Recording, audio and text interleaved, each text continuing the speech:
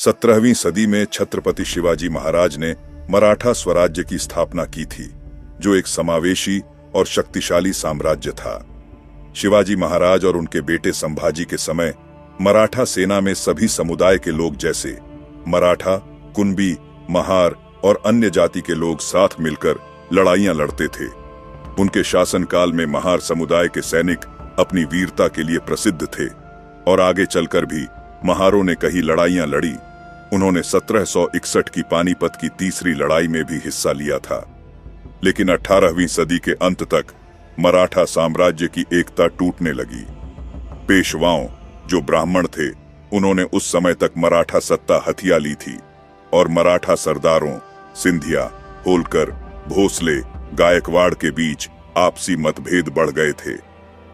बाजीराव द्वितीय, जो 1796 से पेशवा थे, जो एक कमजोर और स्वार्थी शासक थे, उनकी नीतियों ने मराठा साम्राज्य को आर्थिक और सैन्य रूप से कमजोर किया। मराठा सरदारों के बीच एकता की कमी और पेशवाओं की ब्राह्मणवादी नीतियों ने सामाजिक और राजनीतिक तनाव को बढ़ा दिया। बाजीराव द्वितीय के शासनकाल में मनुस्मृति पर आधारित कठोर जातिगत व्यवस्था लागू की गई, जिसमें समाज को सख्ती से ऊंच नीच में बांटा गया। महार, जो दलित समुदाय का हिस्सा थे, उनको अछूत माना जाने लगा था। उनके साथ अमानवीय व्यवहार होता था। पेशवाओं ने महारों को मंदिरों, कुओं और सार्वजनिक स्थानों में प्रवेश की अनुमति पर रोक लगा दी थी। उन्हें बाजारों में सुबह 9 बजे से पहले और दोपहर 3 बजे के बाद ही जाने की इजाजत थी, ताकि उनकी छाया उच्च जातियों पर न पड़े। उस समय महारों को अपनी कमर पर झाड़ू बांधनी पड़ती थी, ताकि उनके पैरों के निशान मिट जाएं। उनके गले में मटका लटकाना पड़ता था, ताकि उनकी थूक से जमीन अपवित्र न हो। शिवाजी महाराज और संभाजी महाराज के समय में जो महार सैनिक मराठा सेना का हिस्सा थे, उन्हें पेशवाओं ने अपनी सेना में शामिल होने से मना कर दिया था। यह महारों के लिए बड़ा अपमान था, क्योंकि सैन्य सेवा उनकी परंपरा और सम्मान का हिस्सा थी। उन्हें अब हर जगह से ठुकराया जा रहा था। पेशवा के शासनकाल में दलितों का जीवन जानवर से भी खराब हो गया था। हर जगह उनका अपमान और तिरस्कार होता था। महारों को केवल निम्न स्तर के काम जैसे सफाई या मजदूरी करने की अनुमति थी। उन्हें शिक्षा, संपत्ति या सामाजिक गतिशीलता के अवसरों से वंचित रखा गया। इस क्रूर व्यवहार ने महार समुदाय में गहरा असंतोष पैदा किया। उनके मन में पेशवाओं के खिलाफ गुस्सा और बदले की भावना पनप उठी थी। 18वीं सदी के अंत तक British east India company Bharat में अपनी सत्ता मजबूत कर रही थी। उन्होंने बंगाल में प्लासी 1757 और बक्सर 1764 और दक्षिण भारत मैसूर युद्ध में नियंत्रण हासिल कर लिया था। अब उनका लक्ष्य मराठा साम्राज्य को कमजोर करना था, जो पश्चिमी भारत में उनकी सबसे बड़ी चुनौती था। ब्रिटिश शुरू से ही काफी चालाक थे। उन्होंने फूट डालो और राज करो की नीति अपनाई। उन्होंने दलितों और पेशवाओं के बीच बढ़ रहे मतभेदों का फायदा उठाया और स्थानीय समुदायों, खासकर पेशवाओं से दुखी समुदायों जैसे महारों को अपनी सेना में भर्ती करना शुरू किया। बॉम्बे नेटिव इन्फेंट्री में महार सैनिकों की भर्ती होने लगी। जो सम्मान, वेतन और सैन्य प्रशिक्षण उन्हें पेशवा शासनकाल में नहीं मिल रहा था, वो सभी चीजें अब उन्हें ब्रिटिशों से मिल रही थीं। ब्रिटिश सेना में जातिगत भेदभाव नहीं था, इसलिए महारों को पहली बार वहां समानता का एहसास हुआ। मराठा साम्राज्य के पतन का एक महत्वपूर्ण मोड़ तब आया जब British resident mount Stuart Elphinstone ने पेशवा बाजीराव द्वितीय और गायकवाड़ के बीच राजस्व विवाद में हस्तक्षेप किया। ब्रिटिशों ने बाजीराव को पुणे संधि पर हस्ताक्षर करने के लिए मजबूर किया। इस संधि ने मराठा संघ को औपचारिक रूप से खत्म कर दिया, पेशवा की सैन्य शक्ति को सीमित किया और उन्हें ब्रिटिश संरक्षण स्वीकार करने के लिए बाध्य किया। पेशवा को अपने कुछ क्षेत्र ब्रिटिशों को सौंपने पड़े। बाजीराव द्वितीय के लिए यह संधि अपमानजनक थी। उन्होंने इसे अपनी सत्ता पर हमला माना और ब्रिटिशों के खिलाफ विद्रोह की योजना बनाई। पुणे, जो पेशवाओं की राजधानी थी, अब ब्रिटिश प्रभाव में आ चुका था। ब्रिटिश रेजिडेंट एल्फिंस्टन और उनकी छोटी सेना पुणे में तैनात थी। बाजीराव, जो अपनी सत्ता वापस चाहते थे, उन्होंने गुप्त रूप से अपनी सेना को संगठित करना शुरू किया। उनकी सेना में अरब, गोसाई और मराठा सैनिक शामिल थे और इसका नेतृत्व उनके विश्वस्त सरदार बापू गोखले, अप्पा देसाई और त्र्यंबकजी डेंगले कर रहे थे। बाजीराव ने ब्रिटिशों के खिलाफ खुला विद्रोह शुरू किया। 5 नवंबर 1817 को उन्होंने पुणे में ब्रिटिश रेजिडेंसी पर हमला किया और उसे जला दिया। इसके जवाब में ब्रिटिश सेना ने खड़की के युद्ध में पेशवा की सेना को हराया। इस हार के बाद बाजीराव को पुणे छोड़कर सतारा की ओर भागना पड़ा। उनकी सेना कमजोर हो चुकी थी, लेकिन उन्होंने हार नहीं मानी। दिसंबर 1817 तक बाजीराव ने अपनी सेना को पुनर्गठित किया, जिसमें 20,000 घुड़सवार और 8,000 पैदल सैनिक थे। उनका लक्ष्य था पुणे पर पुनः कब्जा करना। दिसंबर 1817 के अंत में बाजीराव द्वितीय ने पुणे पर हमले की योजना बनाई। उनकी गुप्तचर सेवा ने सूचना दी कि ब्रिटिश सेना पुणे में कमजोर स्थिति में है, क्योंकि उनकी मुख्य सेना जनरल जोसेफ स्मिथ के नेतृत्व में कहीं और व्यस्त थी। ये मौका देखकर बाजीराव ने अपनी सेना को पुणे की ओर बढ़ने का आदेश दिया। उनकी सेना विशाल थी, जिसमें अरब भाड़े के सैनिक, जो अपनी ताकत के लिए मशहूर थे, गोसाई योद्धा और मराठा सैनिक शामिल थे। बापू गोखले, जो एक अनुभवी सेनापति थे, उन्होंने इस हमले की रणनीति तैयार की। पुणे में British colonel Charles Barton Burr कम सैनिकों के साथ तैनात थे।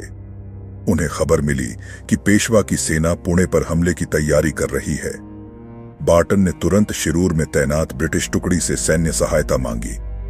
शिरूर में कैप्टन फ्रांसिस स्टॉन्टन के नेतृत्व में एक छोटी टुकड़ी थी, जिसमें कुल 834 सैनिक थे, जिसमें 500 महार सैनिक जो अच्छी तरह प्रशिक्षित और अनुशासित थे, 300 घुड़सवार जो गतिशीलता के लिए महत्वपूर्ण थे, 24 तोपखाने के सैनिक जो 2 6 पाउंडर तोपों के साथ थे।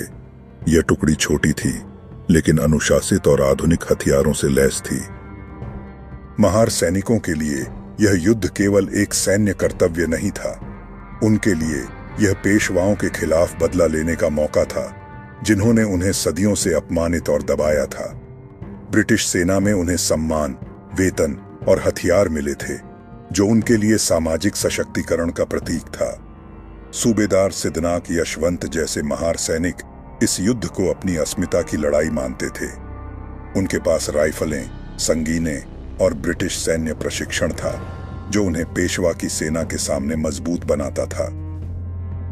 31 दिसंबर 1817 की रात कैप्टन स्टॉन्टन ने अपनी टुकड़ी को शिरूर से पुणे की ओर मार्च करने का आदेश दिया। रात भर का मार्च थकाऊ था। सैनिकों के पास सीमित रसद थी और वे ठंडी रात में खुले मैदानों से गुजर रहे थे। दूसरी ओर पेशवा की गुप्तचर सेवा को खबर मिली कि एक छोटी ब्रिटिश टुकड़ी पुणे की ओर बढ़ रही है। बाजीराव ने इसे आसान शिकार समझा और अपनी सेना का एक हिस्सा, लगभग 2000 सैनिक कोरेगांव भेजा, जहां ब्रिटिश टुकड़ी रास्ते में पड़ाव डालने वाली थी। कोरेगांव भीमा नदी के किनारे बसा एक छोटा सा गांव था। यह पुणे से शिरूर के रास्ते में पड़ता था। गांव में कई मिट्टी और पत्थर के मकान, एक मंदिर और कुछ दीवारें थीं, जो रक्षात्मक स्थिति के लिए उपयुक्त थीं। भीमा नदी पानी का स्रोत थी, जो सैनिकों के लिए महत्वपूर्ण थी। कैप्टन स्टॉन्टन की टुकड़ी 31 दिसंबर 1817 की देर रात कोरेगांव पहुंची। सैनिक थके हुए थे और उनके पास रात भर रुकने और सुबह पुणे की ओर बढ़ने की योजना थी। उसी रात पेशवा की सेना ने भीमा नदी के दूसरी ओर डेरा डाला। उनकी संख्या ब्रिटिश टुकड़ी से कई गुना ज्यादा थी। बापू गोखले ने अपनी सेना को 3 दलों में बांटा। प्रत्येक में 300 से 600 सैनिक थे। उनके पास 2 तोपें थीं और वे सुबह होते ही हमले की योजना बना रहे थे। ब्रिटिश टुकड़ी को अभी तक पेशवा की सेना की मौजूदगी का पता नहीं था। सैनिक रात में विश्राम कर रहे थे, लेकिन कुछ महार सैनिकों को आसपास के माहौल पर संदेह हुआ। उनकी सतर्कता ने बाद में युद्ध में महत्वपूर्ण भूमिका निभाई। 1 जनवरी 1818 की सुबह जैसे ही सूरज उगा, पेशवा की सेना ने भीमा नदी पार की। उनकी तलवारों और भालों की चमक सूर्य की किरणों में चमक रही थी। बापू गोखले ने अपने सैनिकों को गांव पर 3 तरफ से हमला करने का आदेश दिया। कैप्टन स्टॉन्टन को अचानक हमले की खबर मिली। उन्होंने तुरंत अपनी टुकड़ी को युद्ध के लिए तैयार किया। ब्रिटिश सैनिकों ने गांव की दीवारों, मकानों की छतों और मंदिर को रक्षात्मक स्थिति के रूप में चुना। महार सैनिकों ने अपनी राइफलों और संगीनों के साथ मोर्चा संभाला। सूबेदार सिद्नाक यशवंत और लेफ्टिनेंट थॉमस ब्लैकऑल ने सैनिकों को प्रेरित किया। ब्रिटिश तोपखाने ने 2 6 पाउंडर तोपों से पेशवा की सेना पर गोले दागे। ये तोपें छोटी थीं, लेकिन सटीक निशाने के कारण प्रभावी थीं। पेशवा की सेना ने गांव को घेर लिया और भीमा नदी तक पहुंच को अवरुद्ध कर दिया। उनकी रणनीति थी कि ब्रिटिश सैनिकों को प्यासा और थका हुआ छोड़ दिया जाए। पेशवा की सेना ने गांव के मंदिर और एक तोप पर कब्जा कर लिया। अरब सैनिकों ने अपनी ताकत का प्रदर्शन किया और गोसाई योद्धाओं ने भाले और तलवारों से हमला किया, लेकिन महार सैनिकों ने हार नहीं मानी। लेफ्टिनेंट ब्लैकऑल ने एक छोटी टुकड़ी का नेतृत्व किया और मंदिर को वापस छीन लिया। सूबेदार सिद्नाक ने संगीनों के साथ पेशवा के सैनिकों पर जवाबी हमला किया, जिससे एक तोप भी वापस ले ली गई। दोपहर तक युद्ध और उग्र हो गया। ब्रिटिश टुकड़ी को पानी की भारी कमी का सामना करना पड़ा, क्योंकि पेशवा की सेना ने नदी तक पहुंच को बंद कर दिया था। कुछ महार सैनिकों ने अपनी जान जोखिम में डालकर नदी से पानी लाने की कोशिश की, लेकिन पेशवा के सैनिकों ने उन्हें मार गिराया। फिर भी अन्य सैनिकों ने हिम्मत नहीं हारी और छोटे छोटे दलों में पानी लाने की कोशिश की। जैसे जैसे युद्ध आगे बढ़ा, गोला बारूद भी कम होने लगा। कैप्टन स्टॉन्टन ने अपने सैनिकों को आदेश दिया कि वे हर गोली को सावधानी से इस्तेमाल करें। महार सैनिकों ने अपनी राइफलों का उपयोग सटीकता के साथ किया, जिससे पेशवा की सेना को भारी नुकसान हुआ। युद्ध में ब्रिटिश टुकड़ी को भारी नुकसान हुआ। उनके 834 सैनिकों में से 50 पैदल सैनिक मारे गए, जिसमें ज्यादातर महार सैनिक थे। साथ ही 12 तोपखाने के सैनिक मारे गए। इस प्रकार कुल 275 सैनिक मारे गए। कुछ घायल हुए या लापता हो गए। पेशवा की सेना को भी 500 से 600 सैनिकों का नुकसान हुआ, जो उनकी विशाल सेना के लिए छोटा सा हिस्सा था, लेकिन उनकी हार का प्रतीक था। तकनीकी रूप से युद्ध में कोई स्पष्ट विजेता नहीं था। पेशवा की सेना पीछे हटी, लेकिन ब्रिटिश टुकड़ी भी पूरी तरह जीत नहीं सकी। लेकिन ब्रिटिश सरकार ने इसे अपनी जीत के रूप में प्रचारित किया, क्योंकि उनकी छोटी टुकड़ी ने पेशवा की विशाल सेना को रोक लिया था और उन्हें पीछे हटने पर मजबूर कर दिया था। युद्ध के बाद ब्रिटिशों ने कोरेगांव में जय स्तंभ, विजय स्तंभ बनवाया। इस पर 49 मारे गए सैनिकों के नाम अंकित हैं, जिनमें 22 महार सैनिक थे। यह स्तंभ महार सैनिकों की वीरता का प्रतीक बना। भीमा कोरेगांव की लड़ाई ने महार समुदाय को नया आत्मविश्वास दिया। उन्होंने पेशवाओं की ब्राह्मणवादी व्यवस्था के खिलाफ अपनी ताकत और साहस दिखाया। यह युद्ध उनके लिए केवल सैन्य जीत नहीं, बल्कि सामाजिक सम्मान और अस्मिता की लड़ाई थी। 20वीं सदी में डॉ. भीमराव अंबेडकर ने जय स्तंभ को दलित अस्मिता का प्रतीक बनाया। 1927 में उन्होंने इसका दौरा किया और इसे दलितों के लिए एक तीर्थ स्थल बनाया। हर साल 1 जनवरी को लाखों दलित कोरेगांव आकर शौर्य दिवस मनाते हैं।